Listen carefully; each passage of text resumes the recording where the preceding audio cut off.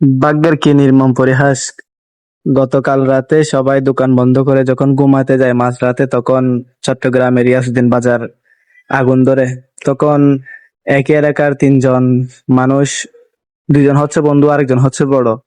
তো দুইজনেই যখন আগুন দেখছে ওয়াশরুমে ঢুকে গেছে, ওয়াশরুমে ঢুকে বসে থাকছে। আরেকজন আগুন দেখে ছাদ উঠে গেছে। তো ছাদ উঠছে, তার থেকে স্ট্রোক হয়ে সে জায়গায় মৃত্যু হয়ে, তার জায়গায় মৃত্যু হয়ে গেছে তার।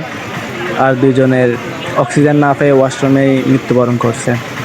তো সৃষ্টিকর্তা এদের মৃত্যুটা হয়তো ভাবেই দিকে রাখছে, কত কষ্ট পাইয়ে মৃত্যুটা হয়েছে তাদের। আমাদের চোখে জল চলে আসছে এগুলা দেখে। চট্টগ্রাম মেডিকেল কলেজ হাসপাতালে ওদের ময়না তদন্ত শেষ করা হয়। চট্টগ্রাম মেডিকেল কলেজ হাসপাতালে এদের মৃত্যুর পরে লাশটা দেওয়ার কথা হচ্ছে, লাশটা দিতে চাচ্ছিল না।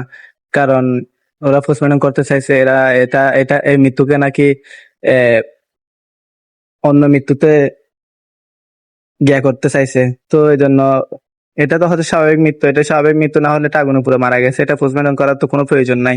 তো সাংবাদিক আসছে, পুলিশ আসছে। তো ওদের সাথে অনেক রকমের চুক্তি করে এদের তিনজনের লাশ বাহির করতে অনেক কষ্ট হয়েছে।